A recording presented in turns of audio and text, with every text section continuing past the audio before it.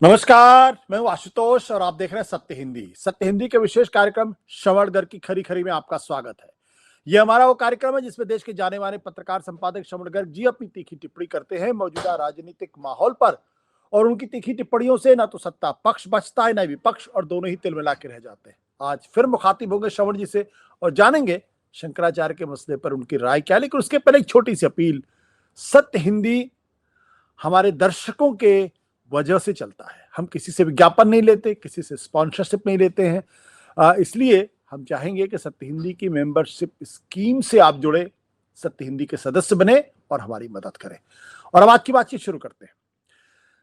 दरअसल शंकराचार्य को लेकर विवाद बढ़ता ही जा रहा है और अब इस विवाद के अंदर राजनीति को बड़े पैमाने पर देखा जा रहा है। और शायद इसका सबसे बड़ा कारण यह है कि एक योगी आदित्यनाथ ने पिछले 9 सालों में, जब से वे उत्तर प्रदेश के मुख्यमंत्री बने हैं, दूसरी बार मुख्यमंत्री बने हैं और तीसरी बार मुख्यमंत्री बनने के भी वो इच्छुक है। 2027 में चुनाव है। अगर ऐसा होता है तो योगी आदित्यनाथ को रोकना बहुत मुश्किल हो पाएगा। वैसे ही योगी आदित्यनाथ की बढ़ती हुई लोकप्रियता, सनातन के स्तर पर उनकी अपनी प्रतीकात्मकता और गोरक्षपीठ के पीठाधीश्वर के तौर पर उनकी उपस्थिति और एक दबंग मुख्यमंत्री के तौर पर वो पहले से ही प्रधानमंत्री नरेंद्र मोदी की आंखों में किरकिरी है और अमित शाह उनको प्रतिद्वंदी के तौर पर देखते हैं। ऐसे में क्यों ना ये कहा जाए या इस तरीके की अटकलें क्यों ना तेज हो जाएं कि दरअसल शंकराचार्य के इस बहाने और मणिकर्णिका घाट पे जो कुछ हुआ उसके बहाने योगी आदित्यनाथ को नाथने की कोशिश की जा रही है, यानी उन पर अंकुश लगाने की कोशिश की जा रही है कि कहीं वो इतने बड़े न हो जाएं कि फिर वो किसी के संभले ना संभले। क्या ये कथन, क्या ये नैरेटिव सही है? जानेंगे श्रवण जी से। सर देखिए, ये मामला जो है ये धार्मिक नहीं है, राजनीतिक है। और राजनीतिक मामले को धार्मिक बनाया जा रहा है, आप ऐसा भी मान सकते हैं। और शुरू हुआ था धार्मिक से और वो राजनीति में परिवर्तित हो गया। अब ये जो पूरा झगड़ा चल रहा है, आपने कहा कि पिछले 9 सालों से मुख्यमंत्री हैं योगी आदित्यनाथ, और अब वो 27 में फिर से बन सकते हैं, तो उनको रोकना जरूरी है। आपका ये शब्द है। आपने ये नहीं बताया कि रोकना क्यों जरूरी है। मतलब एक मुख्यमंत्री अगर लगातार जीत रहा है और बीजेपी को जिता रहा है तो उसको क्यों रोकना चाहिए, आपने ये नहीं बताया। इसमें देखिए, ये जो हम समझ रहे हैं या हम समझना चाहते हैं वो ये है कि मोदी जी और शाह साहब इतने डरे हुए क्यों हैं योगी जी से। योगी जी क्या करते हैं, कर सकते हैं।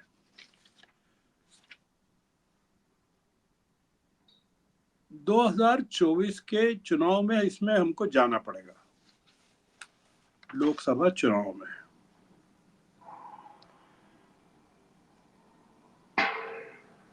समाजवादी पार्टी को 43 सीटें मिली, 37 का फायदा हुआ 6 से। ये अनप्रेसिडेंटेड है। 2014 के इलेक्शन, 2019 के इलेक्शन और 2024 के इलेक्शन, कभी इस बात का पोस्टमार्टम नहीं हुआ कि क्या समाजवादी पार्टी ने इतना महान कोई काम कर लिया, या कांग्रेस और अखिलेश की जुगलबंदी इतनी जबरदस्त हो गई कि इतना बड़ा उलटफेर हो गया कि बीजेपी की 28 सीटें कम हो गई। इस चीज पर गौर नहीं किया गया, मतलब हम लोगों ने कि क्या कारण है। और अगर समाजवादी पार्टी का इतना ही दबदबा था तो फिर सब्सिक्वेंट इलेक्शंस में या उपचुनाव में समाजवादी पार्टी का सफाया क्यों हो गया, जीत क्यों नहीं पाई। 9 विधानसभा चुनाव के नतीजे जो आए उसमें समाजवादी पार्टी को शायद 2 सीटें मिली होंगी। पहली चीज तो ये। दूसरी चीज ये 2024 की विशेषता ये कि बीजेपी फैजाबाद में कैसे हार गई, अयोध्या भी है जिसमें। तीसरी चीज ये कि बनारस में, वाराणसी में मोदी जी को 6,12,970 वोट मिलते हैं और कांग्रेस को 4,60,457 वोट मिलते हैं। मतलब 40%, 40.74 मिलते हैं कांग्रेस के अजय राय को, और मोदी जी को 54%, 54.24% मिलते हैं। और इस बीच एक खबर ये भी आती है उसी दौरान कि मोदी जी हार रहे हैं और चुनाव परिणाम बदले गए या रोके गए या देर से आए, और बनारस में टर्नआउट 2019 के मुकाबले वोटर टर्नआउट कम होता है।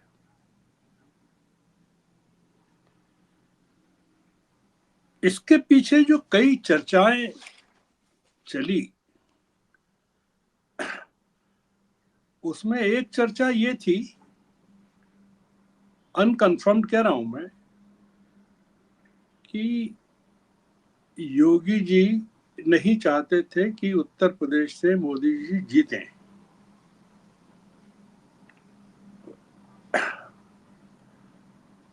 और वो स्वयं या संघ के समर्थन से वो प्रधानमंत्री पद की दावेदारी पेश करना चाहते थे आगे के सब्सिक्वेंटली।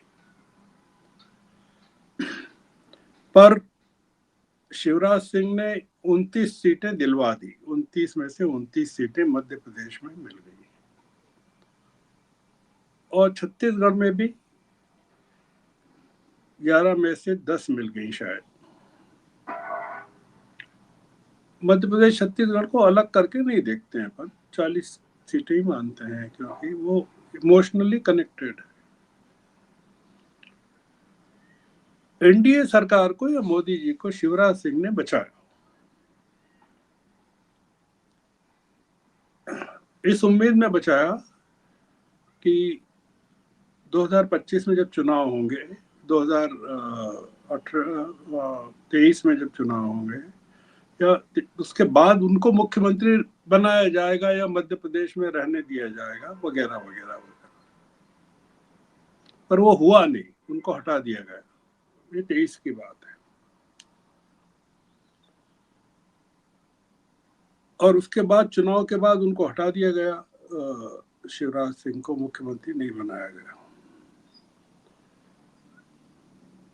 अब मुद्दा क्या है, मतलब डर ये है कि योगी जी जो हैं, वो आपने कहा कि रोकना जरूरी है, वो इसलिए रोकना जरूरी है, 2 चीजें हो सकती है कि 2027 में योगी जीत जाएं और 2029 में मोदी जी हार जाएं,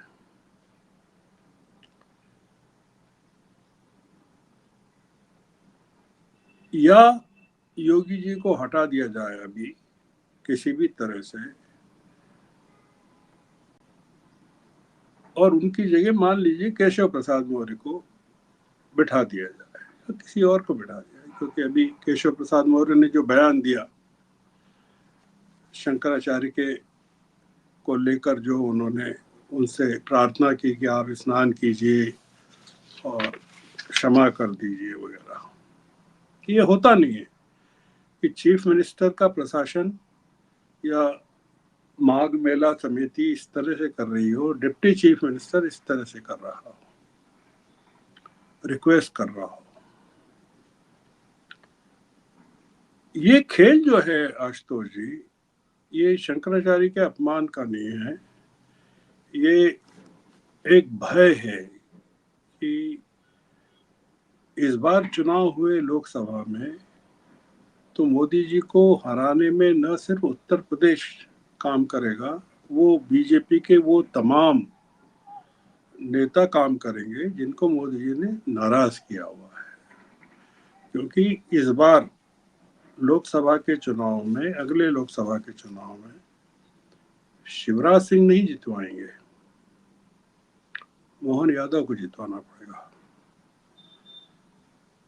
भजनलाल नहीं जितवा पाएंगे और वसुंधरा नहीं जितवाएगी। भजनलाल जितवा नहीं पाएंगे, वसुंधरा नहीं काम करेंगी। इसलिए योगी जी को हटाना जरूरी है, क्योंकि एक जो 2024 का एक्सपीरियंस है वो 2029 में रिपीट हो सकता है। पहली चीज तो ये। दूसरी चीज ये है कि इसको लेकर अब ये हो रहा है कि योगी के खिलाफ एक मुहिम खड़ी कर रहे हैं कि शंकराचार्य के अपमान को लेकर लोग नाराज हैं और बीजेपी को वोट नहीं देंगे। जो हमने कल चर्चा में कहा था, अगर आपको ध्यान हो, कि भाई ये प्रचार होगा। शंकराचार्य के अपमान को लेकर लोग तब नाराज नहीं हुए जब राम मंदिर का शिलान्यास हुआ या राम मंदिर में पूजा हुई। वो शंकराचार्य कहीं नहीं थे और सारे शंकराचार्यों को दूर रखा गया। जो दक्षिण से आए लोग, उन्होंने प्राण प्रतिष्ठा की। तब नहीं हुआ, अब हो रहा है। अब जो एक नई खबर यह है कि योगी सरकार ने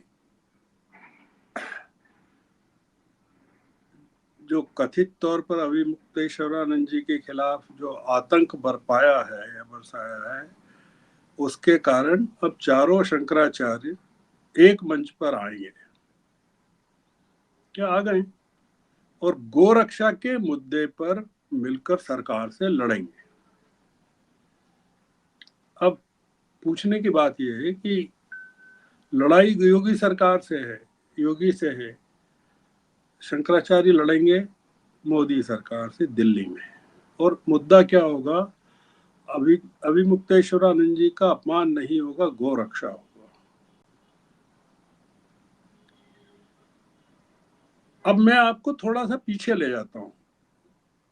1966 में, अगर आप 1966 में जाए, गोरक्षा को लेकर नगा साधुओं ने पार्लियामेंट की तरफ मार्च किया था और बीजेपी और आरएसएस, इंदिरा जी की हुकूमत थी उस समय। आप कल्पना नहीं कर सकते कि 1966 में, इतने साल पहले, 1 लाख लोग, 1 लाख से ज्यादा उसमें विरोध में शामिल थे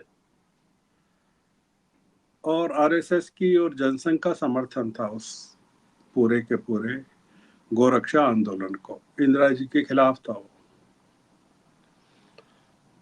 आधिकारिक तौर पर उसमें 7 लोग मारे गए, 7 गोलीबारी हुई, गोली चली, सैकड़ों घायल हुए और 1500 के करीब अरेस्ट हुए थे। अब आप कल्पना कीजिए कि ये जो शंकराचार्य हैं, ये अगर इकट्ठा होकर दिल्ली में गोरक्षा के मुद्दे पर जमा होते हैं और आंदोलन करते हैं, तो इसके राजनीतिक परिणाम क्या होंगे? तो ये जो चल रहा है कि भाई, जो एक तरफ ये कहा जा रहा है कि जो काम औरंगजेब, जैसे अभिमुक्तेश्वरानंद जी की ओर से ये कहा जा रहा है कि जो काम औरंगजेब ने नहीं किया हुआ योगी और मोदी कर रहे हैं, मतलब मंदिरों मूर्तियों को तोड़ा जा रहा है। इसमें जो पॉलिटिक्स है वो बहुत भीतरी पॉलिटिक्स है, जिसको डिकोड करना या समझना वो थोड़ा सा मुश्किल है जी। तो वो जो हम समझना चाहते हैं कि योगी को हटाए बिना वन नेशन वन इलेक्शन भी नहीं हो सकता, क्योंकि ये जो पूरा का पूरा गणित है और जिस तरह से यूपी के अध्यक्ष को नियुक्त किया गया वहाँ स्टेट प्रेसिडेंट को, और एसआईआर में इतने लोगों के नाम कटे, और अखिलेश ने इस मुद्दे को हिंदुत्व के मुद्दे के साथ जोड़कर योगी के खिलाफ पॉलिटिकल आंदोलन शुरू कर दिया है कि ये सनातन का अपमान है। हालांकि जब अभिमुक्तेश्वरानंद जी से पूछा कि अखिलेश ने तो आपके ऊपर लाठियां चलाई थी, आपके लोगों पर, तो उन्होंने कहा कि उन्होंने बाद में फिर प्रायश्चित भी किया, माफी भी मांगी थी। ये इसमें पूरा मामला है। तो पूरा जो इशू है आशुतोष जी, वो ये है कि हम लोगों को समझ में नहीं आ रहा है या बताया नहीं जा रहा है, या कोई बताएगा नहीं कि इसमें क्या इशू, एक्चुअल में क्या इशू है, कि क्या ये मामला अभिमुक्तेश्वरानंद जी के अपमान का है असल में, कि ये मोदी की अथॉरिटी को चैलेंज करने का है।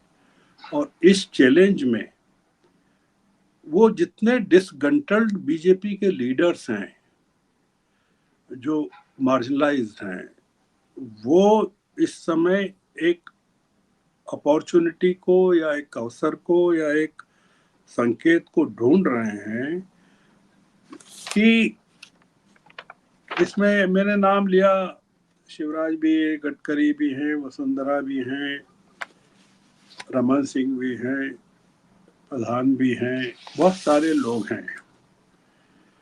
दूसरा एक में जो एक हाइपोथेटिकल है कि केशव प्रसाद मौर्य वो कहते हैं कि मैं अभिमुक्तेश्वर जी के चरणों में प्रणाम करता हूँ, उनसे प्रार्थना है कि वे स्नान कर इस विषय का समापन करें। तो ये जो चैलेंज है ये असल में योगी के खिलाफ दिल्ली का चैलेंज है कि उन्होंने केशव प्रसाद मौर्य को खड़ा किया है। पहली चीज, अगर योगी कुछ ऐसा करे कि कैबिनेट रिशफल करके केशव प्रसाद मौर्य को ड्रॉप कर दें अभी, और उन्हीं की कम्युनिटी के पिछड़े वर्ग से किसी और को रिप्लेस कर दें, तो क्या होगा? क्योंकि ये लड़ाई जो है अब बढ़ रही है और बढ़ेगी, और इसमें एक जो पूरा खतरा है वो, जैसे योगी ने कहा कि ऐसे तमाम काल नेमी हैं जो धर्म की आड़ में सनातन को कमजोर करने का काम कर रहे हैं, ये उन्होंने कहा योगी ने। अब इसका क्या अर्थ निकाला जाए, क्योंकि काल नेमी जो है उसका उल्लेख रामायण में भी है और महाभारत में भी है, और काल नेमी एक राक्षस, असुर, उसको रामायण में हनुमान को रोकने के लिए भेजा गया था, रावण के मामा, और मायावी राक्षस थे जिसे हनुमान ने मारा, और महाभारत में वो कंस के रूप में जन्म लेते हैं जिसे कृष्ण ने मारा, तो उसे छल और बुराई का प्रतीक माना जाता है। तो जो योगी है, काल नेमी किसको बता रहे हैं, ये मुद्दा है, उसको लेकर कई तरह की डिबेट्स अभी चल रही हैं। अब आप पूछेंगे कि हमने इतनी सारी बातचीत की और अब खत्म करना है, तो उसका अंत क्या है? तो अंत यह है आशुतोष जी की जो काम राहुल नहीं कर पाए या नहीं, मुश्किल है उनके लिए करना, या विपक्ष के लिए मुश्किल है करना, वो शायद योगी आदित्यनाथ के कंधों पर आन पड़ा है, और बहुत सारे लोग उसमें सपोर्ट कर रहे हैं योगी आदित्यनाथ को। योगी आदित्यनाथ को अगर हटा दिया जाता है तो भी वो एक बड़ा खतरा है और नहीं हटाया जाता है तो और बड़े खतरे हैं मोदी जी के लिए। तो आप जो कह रहे हैं कि उनको हटाना जरूरी है 27 के पहले, योगी को हटा देंगे तो भी दिक्कत है और नहीं हटाएंगे तो ज्यादा दिक्कत है। मोदी जी अब इस दिक्कत से निपट नहीं सकते आशुतोष जी, इसलिए आपको अभी मुक्तेश्वरानंद जी पर और शंकराचार्यों पर अभी बहुत सारी डिबेट्स करना पड़ेगी। तो हम करते रहेंगे, अगर आप मुझे कहेंगे तो मैं बोलता धन्यवाद सर। थैंक यू धन्यवाद वेरी सर। Thank you.